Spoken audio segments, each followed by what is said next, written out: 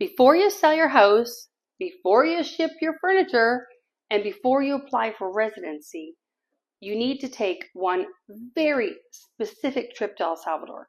Not a vacation, it's a scouting trip. And if you do this the right way, when you leave El Salvador, you'll know with 100% clarity whether this country is for you or not. Now, last week I talked about why people quit El Salvador, and some people got uncomfortable. But here's the truth. Most people don't fail because El Salvador is bad. They fail because they moved on vacation emotions instead of tested reality. And after living here for 18 months as a Canadian family, we're going to show you exactly what that scouting trip should look like. If you follow this plan, you won't be guessing. You'll be deciding from clarity. And either answer yes or no is a win. Buenas tardes, mis amigos, y bendiciones para todos ustedes. Good afternoon, my friends, and blessings to you all. My name is Charity Hagenaars, and bienvenido a mi canal if you're new here, y bienvenido de nuevo if we're already old amigos. This is not a vacation, it is a life simulation. Most people make a huge mistake. They come to El Salvador, they stay at a beach resort, they eat pupusas, they fall in love with sunsets. And then, when they move here, that's not how you do this. Vacation El Salvador and real life El Salvador are two completely different experiences. This trip needs to answer 5 major questions. Where would I actually live? What would my real monthly expenses be? How does healthcare actually work here? What does daily friction feel like?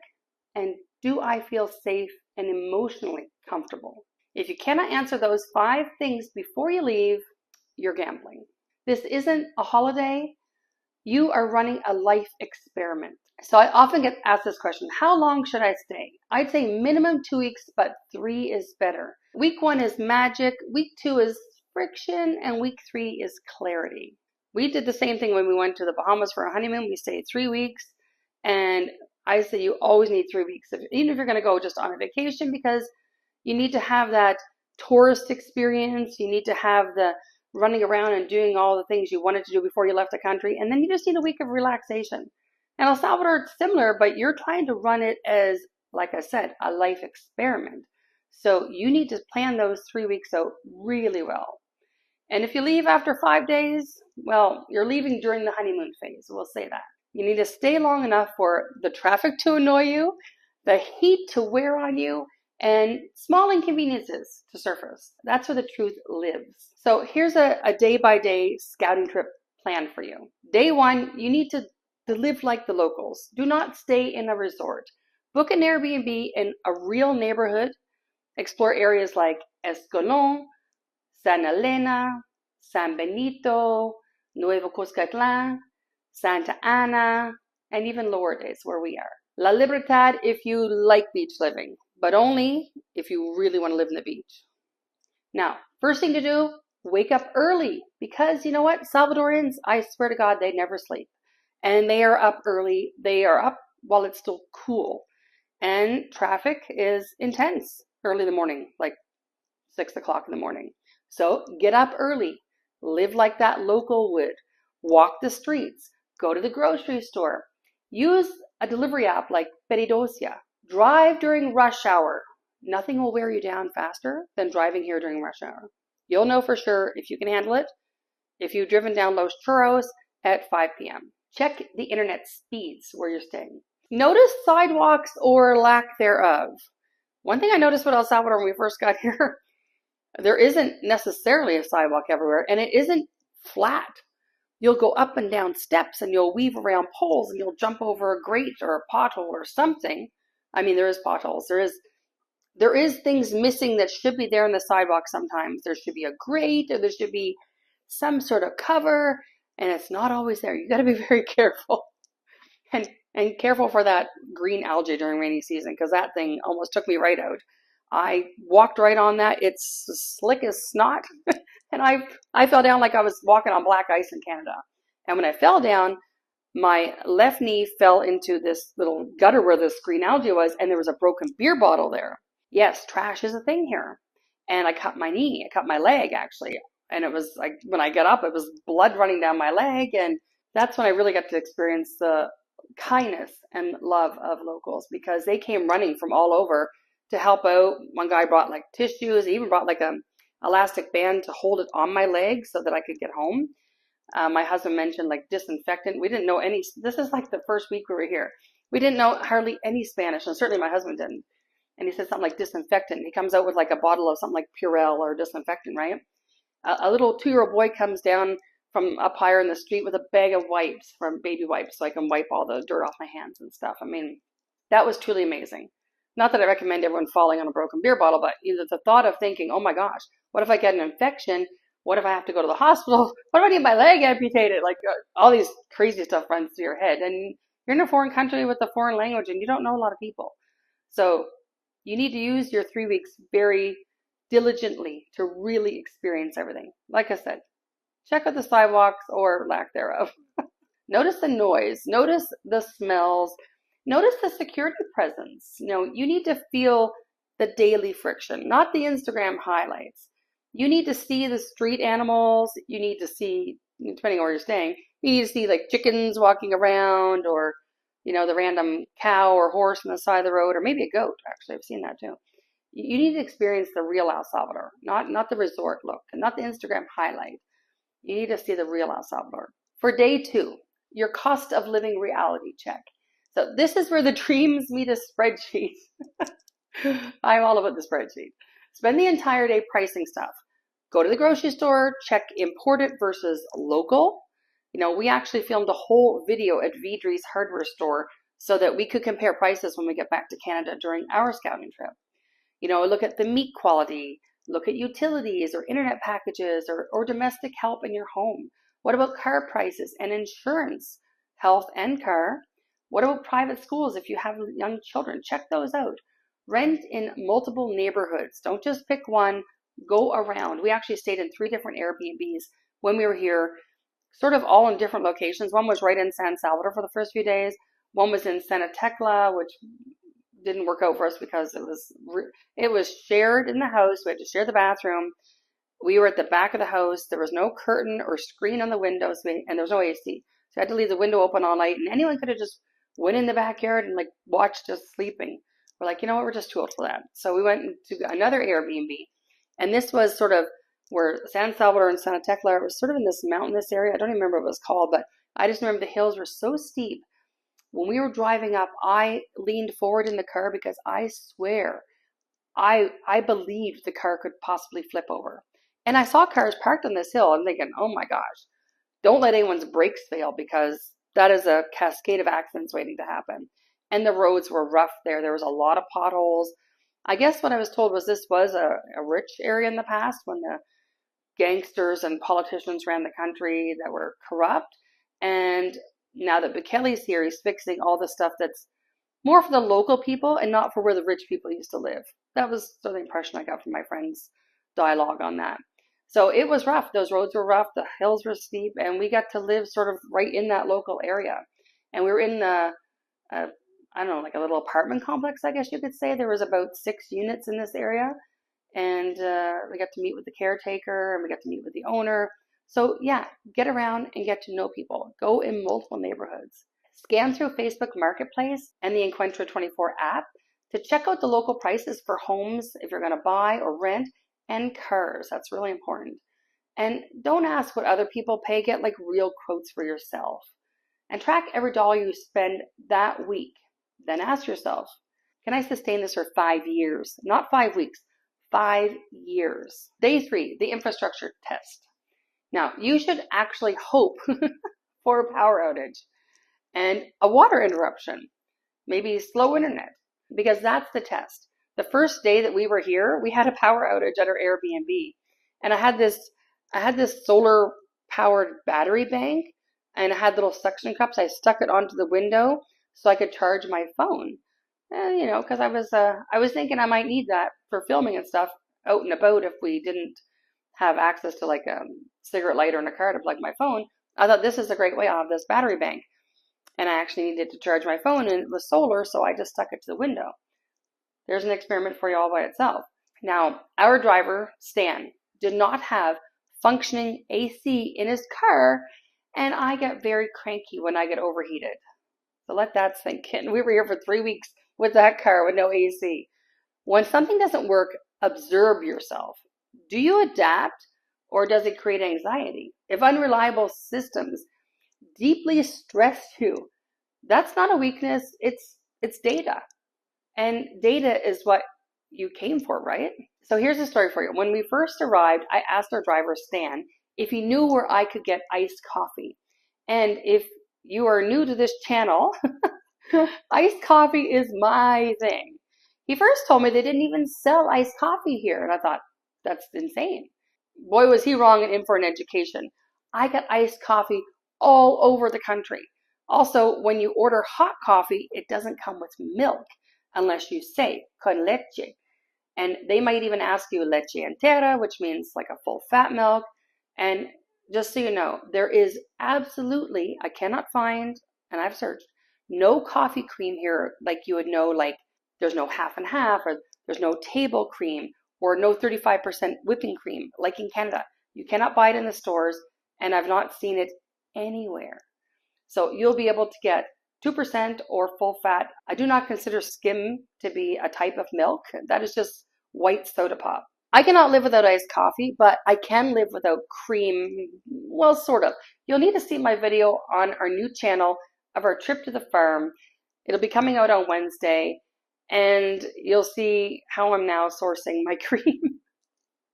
But yeah, it's been an adventure, we'll say that. Now, you just need to know your limits. I knew my limits. If there was no iced coffee here, that was it. El Salvador was definitely going to be out of the question.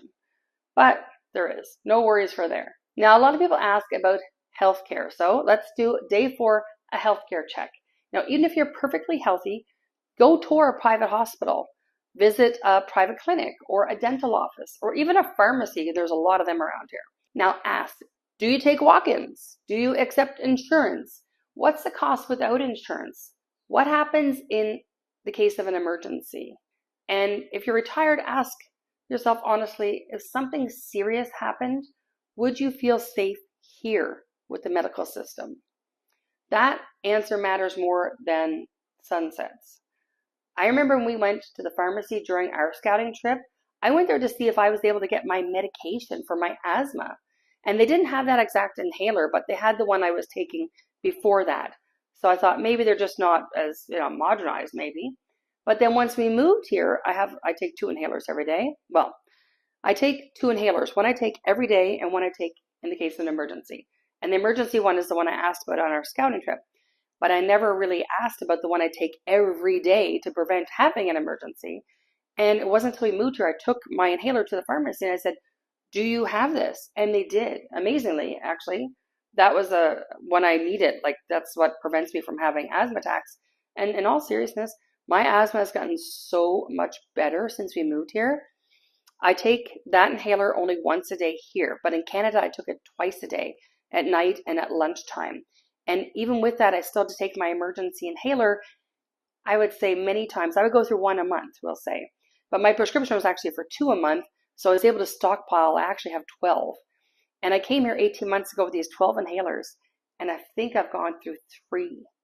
And I was taking 1 a month in Canada. I'm on the 3rd one now. So seriously, sometimes your health really does improve with better climate, lots of sunshine, and fresh air. I also learned that pharmacies offer like little rewards cards, I guess you would call it. We have a little San Nicolas points card. And with that points card, that inhaler that I take every day, it says $74.99 on it. With my points card, it's about $56, I think. And every medicine that I get, if like my son and my husband are on antibiotics for their teeth, my cats are on antibiotics, I have to buy those at the pharmacy too. All those things I get the discount with my rewards card. The discount's different based on whatever it is, but my asthma medicine is probably the biggest discount I get for that, from $75 basically to $56. So if you're on any particular type of medication, I suggest you go to a pharmacy to make sure you could buy it here. And most things you don't need a prescription for, like you don't need to go to a doctor. But my son who has autism, he has been on meds in the past. I would need to see a doctor here to get a prescription for those meds if we decide to put them back on those. So these are good things to find out. Day 5, language and culture immersion. Now, I want you to spend one full day speaking only Spanish. No Google Translate, no fixer. Go order food, ask for directions. If that day energizes you, you'll probably thrive. If it drains you, that's important to know. Living here long term without Spanish is exhausting. Test it now. Now, I am taking some Spanish courses with my kids 2 days a week. I took Duolingo for 3 years before we moved here. I read a lot of Spanish stuff through different WhatsApp groups. I'm part of our community. I listen to all of Bukele's addresses on YouTube. Other people from here that have YouTube channels, I watch those as well. I'll usually put the subtitles on to make sure that I'm not missing too much of it. We've watched lots of videos like movies in Spanish or TV series.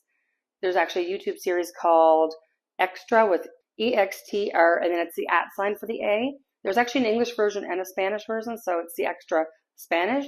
That's like Spain Spanish, so it's not exactly the same accent, but still it was at a slow enough pace that I was able to catch on without even having the subtitles on. So you get more comfortable with it over time.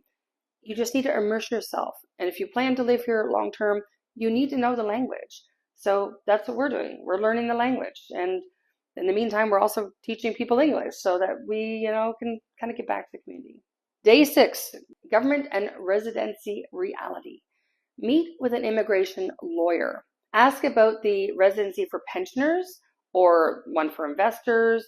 Maybe you want to start a corporation like we did, or maybe you want to be self-employed. Maybe you're coming here because your spouse is already Salvadorian, but you need to know, how do you get residency as a spouse? There are about 15 different types of residencies to get here.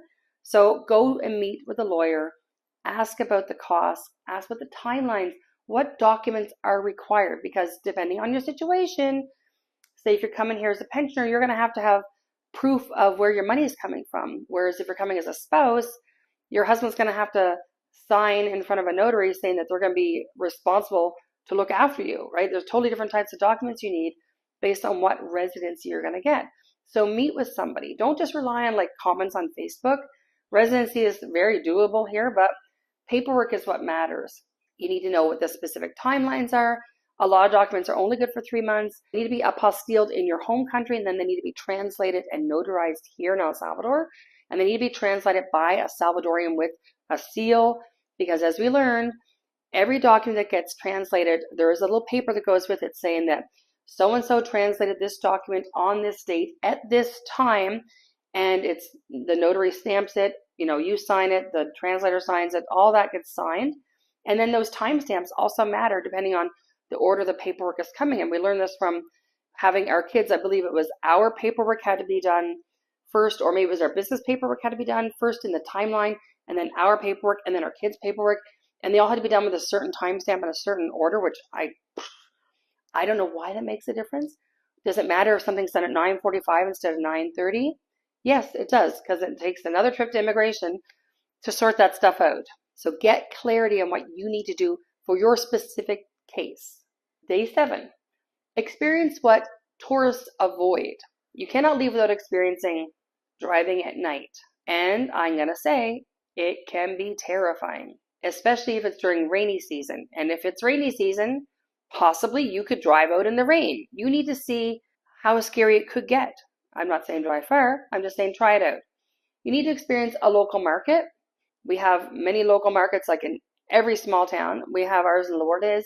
We have our agromercado, and then just further down the strip is a regular market. That is where I buy almost all my fruits and vegetables, except now my other lady who's along the highway has come back. Now that the highway has gotten further along, she found a place to come back to. So I go there, but she doesn't have everything. So I'll go between the two of them to get any fruits and vegetables I want. They also have other stuff, like sometimes there's like a refrigerator area. So they have meats and cheeses, and I guess mostly meats and cheese, probably the milk there too. I got spices. I got like ginger and turmeric, and I even got clothes there for my daughter. And there was a lady that was just selling out of her home, which is very common here. I got my daughter's sneakers from this lady that was selling right out of her garage or yard area. just last week. So you need to experience that. And then you also need to experience the other side, the mall culture. Now, I was a little surprised when we went to a couple of malls here. I found stuff very expensive. And I think to myself, how do local people afford this? Is this really tailored to the really rich? Because even I would not spend that kind of money on things. Like I looked in the mall for sneakers for my daughter last year, and it was a new sneaker store that just opened up because our malls, it just keeps expanding. So in the new backside they put on where the new Dollar City is, there was a sneaker store. So I went in, or a shoe store. It was a shoe store. I went in, I picked up a pair of, size 6 sneakers for a child, and they were $100. I'm like, I wouldn't spend $100 in Canadian on my children's sneakers, let alone American dollars. So I don't know who's buying these shoes, but it's not me, that's for sure. I got my shoes from Temu. I'm really cheap in some ways. I'm really frugal. I'm really frugal. That's the word for it. I'm really frugal in some way. Anyway, check out the malls because the prices there might surprise you like they did with me. And I prefer getting stuff from the local vendors, to be honest. I like to support the local people, the little guy, the little people you'd say, I guess. But I feel better spending my dollars on, my lady that sells fruits and vegetables down on the highway than spending it at a mall. That's just me. Now, observing the public transport. I still have not attempted actually going on a bus, but you could try that. I've learned how the system works. The bus has 2 destinations on it. It might say Santa Ana, San Salvador. So if you're getting on the bus in the direction of San Salvador, it's going to San Salvador. I don't know where. I can't tell you where. But if you're going the other way, it's going to Santa Ana. Now, oftentimes they have these, for the bus stops, the paradas, they have an overpass you can cross from each side of the highway. So you could attempt getting on a bus, going a little distance, and it's really inexpensive, like under $1, going a little distance where maybe you see one of these overpasses and getting off, crossing over, and then taking the bus back to where you came from. Be observant of where you started from. That's all I'm going to say. Buses, I don't say terrify me, but getting lost terrifies me. And when we first got here with the buses, I didn't know how they worked. I didn't understand because they have numbers and stuff, and I don't know how often they come. And they don't really often go at night. There is like a last bus leaves at whatever time. I don't know if this is a holdover from the gang period. They don't often go in the dark. Also, it's just dangerous to drive here in the dark sometimes, so maybe that's why. So know what time your last bus goes before you head out somewhere because you could take an Uber back or whatever. We also have another thing called InDrive. So if Uber does not want to come to pick you up, which has happened to me several times, InDrive will work. You just kind of have to bid on how much you want to pay him. So say Uber was going to charge you $3.50, which is Uber's really inexpensive here. Say there's going to be $3.50 to get from one place to another, and nobody's coming because they'll say they're coming, and then the drive drops, and then it says looking for a new driver, and then pick someone else, and they drop. I've had this happen 5 times. It's like crazy. If you go to InDrive, you're like, okay, well, Uber is going to charge me $3.50. Maybe if I just offer $4 and see if somebody comes to get me. So what they'll do, they'll come back. It'll say something like they're reviewing your offer, whatever, and then they might come back and say, well, for $4.50 I'll come get you. So you get to negotiate a little bit. Or they might come back and say, for $10 I'll come get you. You're like, nope.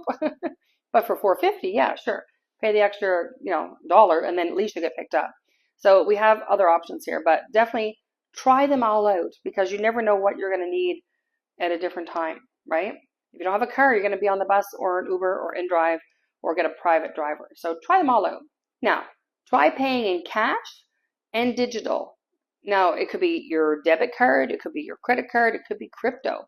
You need to have a Lightning wallet if you're going to use crypto. But yeah, you can try all those ways to pay for things here. Make sure that you can get around okay. And I want you to talk to 3 types of people. Someone who loves it here, someone who wants to leave, and a local person. Now, that could be one of the other 2 people as well. But make sure you talk to somebody local here. Ask them a few questions like, what would make you leave El Salvador? Patterns will start to emerge, and you'll see if they're talking about the same things. Oh, I can't stand this, so I want to leave. Maybe it's for lack of job opportunities for local people here. Or if it's somebody who's, an immigrant or an expat that might say, oh, the heat kills me. So you'll start to see a pattern emerge if you start talking to people. Now, let's talk about the emotional check. Here is the most important part. When you're at the airport leaving El Salvador, ask yourself, did I feel peaceful? Did I feel anxious? Did I feel excited? Or did I feel unsure? Your body will tell you before the spreadsheet does with those feelings inside. And then go home, wait at least 30 days. And if you're still thinking about El Salvador daily, that's clarity. And if the excitement fades quickly, that's clarity too. Don't decide from adrenaline. Decide from reflection. We knew at about the 2-week mark that we would be moving here. And even driving around with no AC, in the rain, up and down steep roads, and nearly running into horses or street dogs, we went to the beach 3 times, and we knew we'd never live there. We went to San Salvador a few times, and we knew we would never live there. But we didn't know yet where we would like to live. We just knew we would be moving there, and not to the beach of San Salvador for sure. We're not big city people, and we don't like the heat. But it took us 13 months because we left here in July 2023, and we didn't get back here till August 2024 because we had to sort our lives out in Canada too.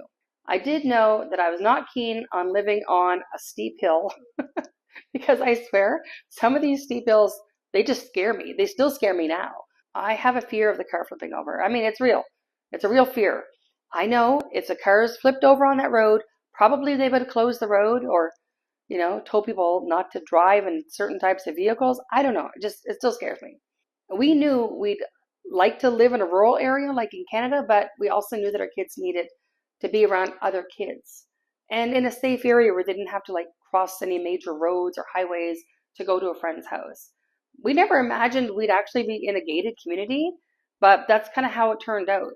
Once we saw this community and kind of fell in love with it, we did imagine that we would be living at a higher elevation because our scouting trip showed us that it got very cool the higher up you go in the mountains, but where we live is pretty manageable. Only about 550 meters above sea level with some fans, and I have the AC on right now because when I'm upstairs filming and stuff, I don't want to be sweating.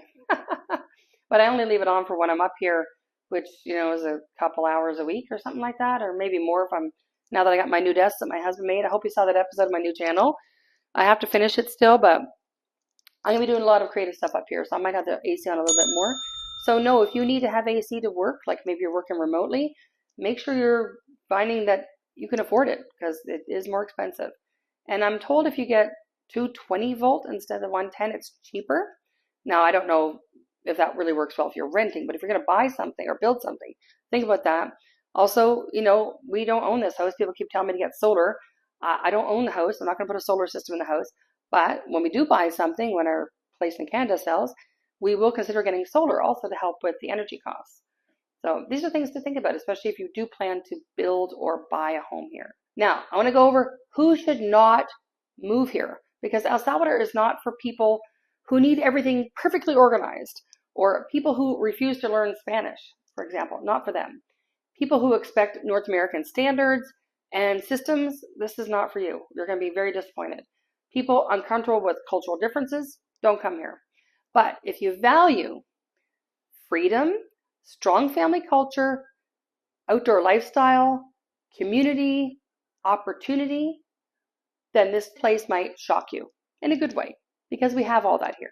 So if you're still thinking about moving to El Salvador or moving back to El Salvador, do not skip this scouting trip. It is very important. And don't do it casually. Do it strategically. When you leave, you should have clarity, not just emotions. And if you want help planning your scouting trip, then join our Monday night call. We talk about everything each week. See the description below for the link. Join our WhatsApp group by sending me your WhatsApp number to youtube@hagenaars.com. In that group, we talk about everything. We're actually now a community. When we moved on from group, now we have many different types of chats in there, like car rentals or real estate or health. We have all these different topics. So you can join whatever ones you're interested in and ask questions because out of the 149 people that are in that group now, at least 20% of us actually live here. So ask questions about coming here before getting here. And even when you're here physically, use the group to ask questions about where you should go or what you should do or who you should see while you're here. We're here to help families to avoid expensive mistakes simply just by asking the right questions at the right time.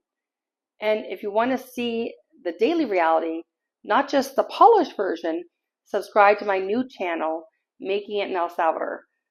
This week, I had a whole episode on making sourdough bread And next week on Wednesday, those videos come out, it'll be on making butter. So you need to check that out because butter here is expensive. I don't know why.